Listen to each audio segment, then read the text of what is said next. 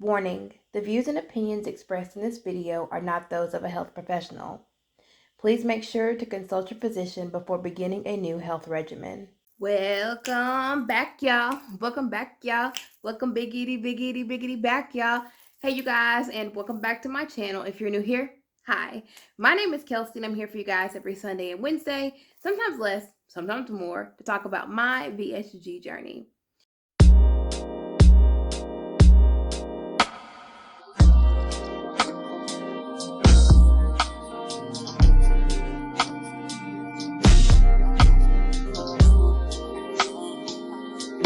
It's my hope that through these videos, you're able to find the answers to questions you've been looking for, or the path to choosing surgical weight loss is made that much easier. Welcome back to my channel, you guys. Today is somebody already thinking it. Weigh-in Wednesday. Day where we get together, I step on the scale and see if anything has changed. So as I promised before, I am going to go ahead and put my stats in the video. I'm going to put them right here because last time you couldn't really see them. All right, my starting weight was 330 pounds. My goal weight is 170 pounds. My current weight is 255 pounds, which means that I've lost a total of 75 pounds. I'm so excited, you guys. You guys will have to forgive me if my energy is a little bit down. I'm just not feeling the best. I don't know what's going on with me. Not really necessarily sure. Today has just been a really rough day and your girl is wiped. But I am excited. When I stepped on the scale, I was like, whoa, wow, whoa, like blown away. I really had a lot going on this weekend. I was up, I was moving, I was eating light, fresh items. Even throughout the holiday, I still maintained, I stuck to my guns. I did my best to make sure that my diet was respected, that I got my water intake, all of the above. So yeah, that's where I'm at. So today we're going to be talking about 10 things that you should know and do before having bariatric surgery. Be VSG surgery, or this can be the gastric bypass, otherwise known as RNY. They're basically one and the same, except for one procedure is a little different than the other. But the qualifications and preparing for those surgeries are almost hand in hand. So I did want to talk about some of those things you would need to do and know while preparing for bariatric surgery. Per usual, I have my typed up notes here, so I am going to be looking down, referring to those. I hope you guys enjoy. So number one, when preparing for bariatric surgery, you're going to have to plan to change your diet. And this comes in the form of your preoperative diet and also your weight loss requirements. A lot of surgeons will say, hey, okay, ma'am or sir, we need you to lose 10 pounds before surgery. So this is going to require you to change the way you're eating, and it's not going to allow you to do the things that you were doing before. This also comes in the form of a pre-op diet, which is technically usually around 2 weeks. This can vary per surgeon, per situation, per individual. Like for me, I basically had a 3-day pre-op diet. And that was really based on COVID and all of the things that I was dealing with preparing for my surgery. So everyone is different. I've heard some people say they did a week. I've heard some people say, oh, I've been on this pre-op diet for a month. But still, it's your surgeon's requirements. Whatever they say is the basis or the timing of your pre-op diet, make sure to follow that. Number 2, you're going to end up having to change your grocery list. This is going to be before and after surgery. Before surgery, you're going to be eating better, purchasing better foods, whole foods, those foods that are low in calorie, those that fit a ketogenic or a healthier lifestyle diet. And then after, you're going to have high protein rich foods, lower fat foods, protein shakes, different things that fit your lifestyle during that period of time. One thing that you're going to need a lot of is protein shakes. I can't stress enough. Don't buy like a horde of them before your surgery. Buy a few that you like, and then after you have your surgery, purchase more. Because for me, my taste buds changed dramatically from before the surgery to after surgery. It was like night and day. Totally different. I loved a particular one before the surgery, and then after the surgery, I was like, I really prefer the caramel. I think it was the banana and cream. Loved it before surgery. And then after surgery, I was like, well, this ain't the best. So, and then before surgery, I wasn't really fond of the caramel. But now I really love it. I also didn't like the cafe latte before surgery. Absolutely love it. Maybe it's because I'm not drinking as much coffee as I once was. But listen, don't, buy a stack yay high before your surgery until you have your surgery and you know what you'll like and what your body tolerates and all of that other good stuff. I can't remember if I tried the cookies and cream protein shake before or after surgery, but either way, it was nasty both times. And I was like, oh no, this is so bad. But one of my co-workers was like, oh, my son loves the cookie and cream one. You should, try it. It was horrible. If you haven't seen that video, I will link it down in the comments below. I hate the cookie and cream protein shake. Gross. Vomit. If you like it, I'm sorry. Don't want to offend you. Everybody has different tastes, different strokes for different folks, but that wasn't stroking me, baby. I was about to blow like a whale. It was horrible. Number 3. This is something that you need to do or prepare. Ensure that you have comfortable clothing for the time after your surgery. You're going to undergo a major surgery. Even though it's laparoscopic in most cases, you still want to have loose, comfortable, baggy fitting clothing that you can easily move around and maneuver in. You don't want anything restricting. I think I've seen some people say, well, you know what? I'm going to wear these, I don't know if they're like the restriction garments. I don't know the technical name for them, but if I can find a picture, I'll put it in here.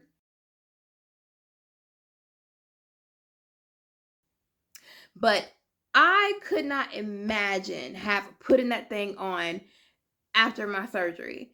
Maybe for plastic surgery and like tummy tucks and, Brazilian butt lifts and stuff like that. Maybe that works, but y'all, in your pre-op or your post-op time, try to be as comfortable as possible. Try to cater to your body during that time. Relax. You don't want to have on restrictive, tight, hard to move in clothing. For me, my favorite thing were like these like little dresses, and they had pockets that I got from Walmart. I got 4 of them prior to my surgery, and I swear during the 2 weeks, like the 2 weeks directly after my surgery, I like alternated between those. I was only out of work a week, but during that first week to like week and a half, I lived in those things. And then I would put on like baggy leggings underneath it if I needed to go out the house. Listen, your girl was not playing. I would just change it. Like if I had on the black one that morning, I'd take a shower and put on the blue one along with my black leggings and some flip-flops. Because listen, I wasn't doing anything extra. Just make sure that you are going easy on yourself. Put on some easy clothing. Don't be out here trying to be fine just yet. You're not there yet, Kelsey, because I would be trying to wear things. Anyways, number 4, and this is something that you need to start working on way, way, way prior to your surgery. If you are a smoker, it is in the best interest of your body and your recovery that you stop smoking. And some surgeons won't even do the surgery until you stop smoking. It's recommended that you stop smoking at least a month prior to surgery. It's my recommendation, and even though I'm not a health professional, that you stop smoking altogether. Doing this will lower your post-operative complications and will also help to speed up your recovery time. The complication rate rises for smoking or patients who smoke after gastric sleeve or gastric bypass surgery. It increases the chances of leaks and also prolongs your healing process. So if you have the ability and you have the sheer will to stop smoking. I was once a smoker many, many, many years ago. And my husband is also a smoker. He does vape. He does not smoke cigarettes anymore. But I dabbled in it in my earlier 20s to mid 20s. And it was a hard habit to break. So I couldn't imagine being, a 10, 20, 30-year smoker and having to stop all at once. So that's why I say really take your time to address that that addiction before stepping into your surgery, because I would hate for you guys to have complications based on smoking. Number 5, make sure that you are preparing your hospital bag. Now, I see a lot of people that say, "Oh, it's outpatient. I probably won't need anything." Me personally, I didn't even stay overnight, and your girl had a bag that she took with her. I don't know what I'm throwing over my shoulder, but your girl had a bag that she took with her. I had a change of clothes. I had a charger. I had an extension cord. I had some really comfortable clothing and a blanket. That was one thing that I took with me, and like the nurses and the doctors and everyone just really, really, really found it cute. I actually took this blanket with me, and for me, and it's just me. I found comfort in my blanket. I was there by myself. I didn't have anyone there with me. And the only way that I could talk to my family was through phone or text message or whatever. So having a blanket really gave me a sense of comfort, and it was centering. And so in my bag, I had this. They even allowed me to take this back into the OR room, but they kind of tucked it away, I guess, after I had my surgery. So make sure you pack your bag and pack anything and everything that you need to be comfortable. Keep in mind, most of you guys will be staying overnight. Now, I did it because of the COVID. But just think of things that would make you feel comfortable. Easy peasy. Do it early, and you can like add or take away from your bag like as you prepare to move into your surgery.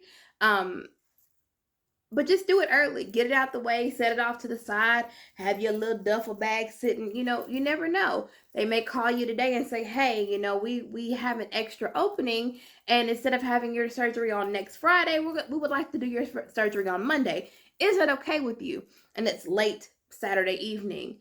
This is just a scenario, but just have it done early. It's one less thing on your mind.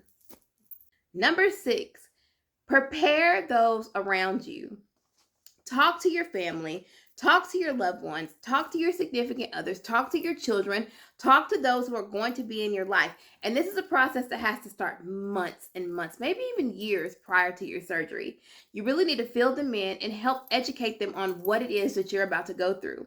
Help them understand that once you go through the surgery, the person that you were going in, you're not going to be the same person going out. You can't eat the way that you used to. You can't do the things that you used to do, but you are the same person physically. Mentally, yes. Physically, no. Part of you is being taken, and you'll never, ever, ever get that back.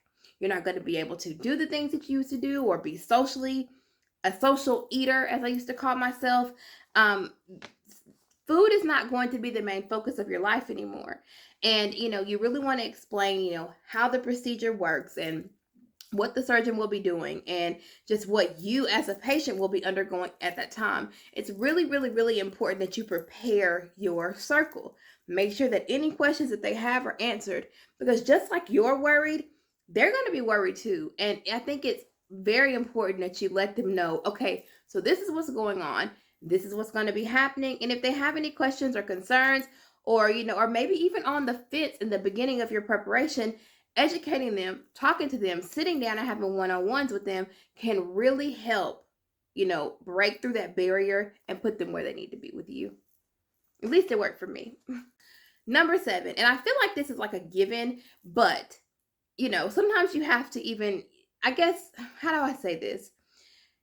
Even though we all know there's certain things we need to do, there's always going to be one person in the group, and there's nothing wrong with this, that doesn't understand or doesn't know what to do. And so number 7 is make sure that you have completely dotted all your I's and crossed all your T's when it comes to your insurance. And when I say that, you do your research, because I've seen some stories with you guys, like even in my little, my following now, who say, I've completed my whole 6-month term. They run it to my insurance for approval, and they've denied me. So I've done all of this work for nothing. Y'all, I cannot stress enough. I was on that phone I feel like every other day, asking questions, making sure that I understood what my insurance needed from me, making sure that I followed their specifications to a T. I wanted to know what was covered, what wasn't covered, what they were going to do, what they weren't going to do, what I was going to have to pay, what they were going to have to pay. Do I need to pay it now? Do I need to pay it later? Can I mail it in by check? Do you need a money order? You have to make sure that you are meeting your insurance requirements. And I know sometimes there are things that happen with insurance companies that are completely unforeseeable, and those are special circumstances. But when it comes to this process, a lot of it, ahead of time. You can find out the cost for you out of pocket after your insurance runs, and you have your responsibility. Your physician or your surgeon is going to tell you, okay, well, you owe me $500 before the surgery could even begin. You have to pay me $500. You have to, know what you have to pay your nutritionist and what you have to pay for the psychological exam.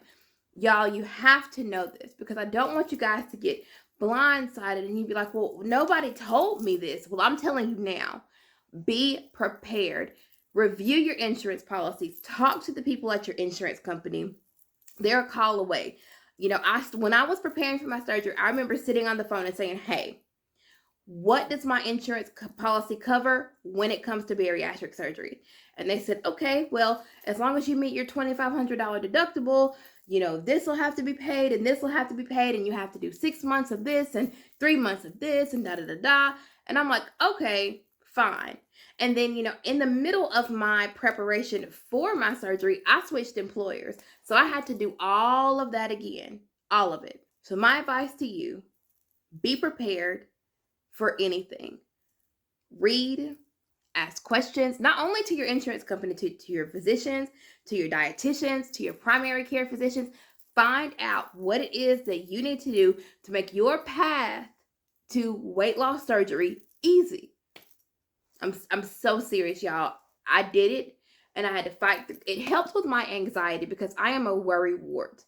The closer it got to my surgery, it seemed like the more questions I had and the more anxiety that I had. And I wanted to make sure that everything was done. I triple, double, and quadruple checked that I had everything where it needed to be at that point in time, so that when it came to my surgery day, there were no surprises, because your girl ain't got time for no surprises other than this weight loss. You hear me? Number 8, and this kind of goes along with number 7, but this is what I did as well. Prepare early to make your life easier after surgery. Y'all, I knew that after my surgery, I was going to be like, I just felt it in my soul because everybody talked about how painful it was. I was like, I know I'm going to be down and out and just, on the down and down. And that's just what I felt. So the week prior to my surgery, I made sure that everything I felt that I needed after my surgery, I went ahead and got. I bought my vitamins, like all of my chewable vitamins. You don't even need the vitamins, I don't think, the first week or the first 2 weeks of surgery. Your girl had them. I went ahead and I ordered my groceries for my home a week early so that all my husband had to do was go pick them up. I made sure that there were things that I put them in place so that when I was recovering, all I had to do was recover. All I had to do was worry about me and my recovery. It's so important that you let your family, your friends, anyone know that are going to be helping you in this process. This is what I need from you, and this is what I need from you, and we're going to put this here to keep this from happening, and I'm going to order my groceries, and, if you have somebody that come and cleans your house, I don't. I clean my own house. Have them come and clean your home a little early. Me, I cleaned the entire week, up until my surgery, because unfortunately, my husband don't clean much. He works a lot, and that's fine. But my son, he does help. So I made sure that all of my laundry was done, and I made sure that everything was where it needed to be so that when I came home from surgery, I could just rest. So I'm going to say this again. Prepare early to make your life easier after surgery. Okay? Did I hear somebody say preach? I heard it. Preach. Number 9, and this also can be, attributed to the previous 2. Know your facts about what you are about to do. Understand what exactly gastric sleeve is. And this, this is for my ladies and gentlemen who are going to Mexico. I heard that Mexico is a quick thing. It's not like, some of us who have to prepare and spend 6 months, doing your pre-operative things. I heard that you can be like, hey, Mexico VSG clinic, I would like to have VSG surgery. They send you your there's a whole fly in here. They send you your requirement list. You fill it out. Boom, you zoom it back to them and they're like, all right, let's get your surgery scheduled for next month. And you're like, whoa, hold up. I don't even know anything about the surgery. And that's why even preparing for the 6-month long haul run, know what you're about to step into. Ask your surgeon questions. Go to many bariatric seminars. Now due to the COVID or the pandemic, I sound so country. Due to the pandemic, there are lots of online bariatric seminars that are free. There are lots of nutrition, bariatric-based seminars that are free. Attend those. Absorb as much information as you can because you're going to need it. It's important. Know what you're about to do. Don't just walk into this and think that it's, because like I told you guys, a lot of this was glamorized. I look at a lot of these videos and I'm like, oh, this is going to be easy. But then I look at some of them and some people are like, oh my God, this is the worst decision I've ever made in my life. And I'm like, oh my God. But as long as you know for yourself what you're about to step into, there's nothing that can take you off guard. Okay. Last but not least, let's talk about protein. You are going to need protein.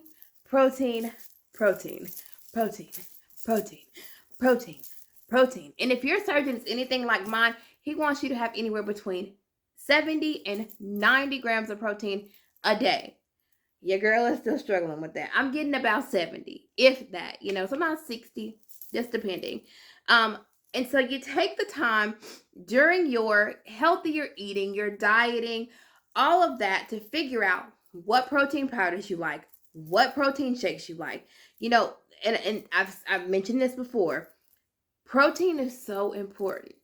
It is the basis of your recovery. It is the basis of your hair not falling out. It's the basis of you building and not losing muscle mass. Y'all, I wish that I had have taken it more seriously in the beginning because now your girl is dealing with hair loss. But that's okay because I'm going to come back from that. But I tell you guys these things to prevent you guys from going down the same road that I went down. Protein is important.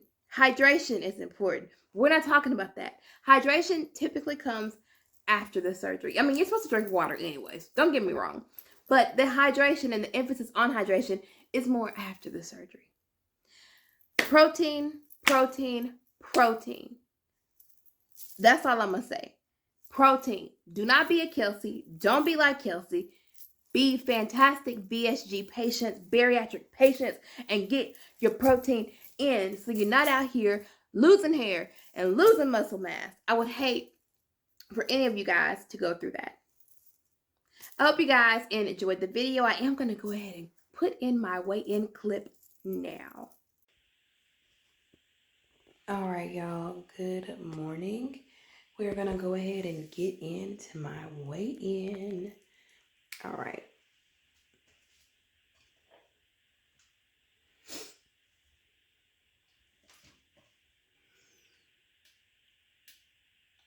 $255.2. I hope you guys, like I said, enjoyed the video. A little different. Like I said, my energy is a little down, but I am feeling a little bit better. Anytime I sit down and talk to you guys on camera, I definitely feel a lot better. It definitely puts me in a positive headspace and I'm not so wore down anymore. If you guys haven't and you would like to, please make sure to join my VSG group on Facebook, One Bite at a Time. I will leave my link tree in the description box below. It went live, a couple of Sundays ago? Or Mondays ago. The group is thriving. I have over 200 members now and some fantastic moderators. There's a lot of content that's shared. There's a lot of questions that are asked. It's basically a live community where you can come at any point in time of the day and ask a question and not be bombarded with hate or petty comments. We are all there to support, love, and push each other into the next level of our journey. If you haven't and you would like to be, please make sure to hit that subscribe button, become a member of my family, and come on in for the hug. I love you guys so much. You could have been anywhere else on this YouTube planet, but you chose to be here with me. I love you guys in 10K, and I'll see you in the next video. I forgot to show y'all my guest getting ready to make a wig. Not for now, but for in 2 months from now. But this is Adina. Say bye, Adina. Bye, y'all.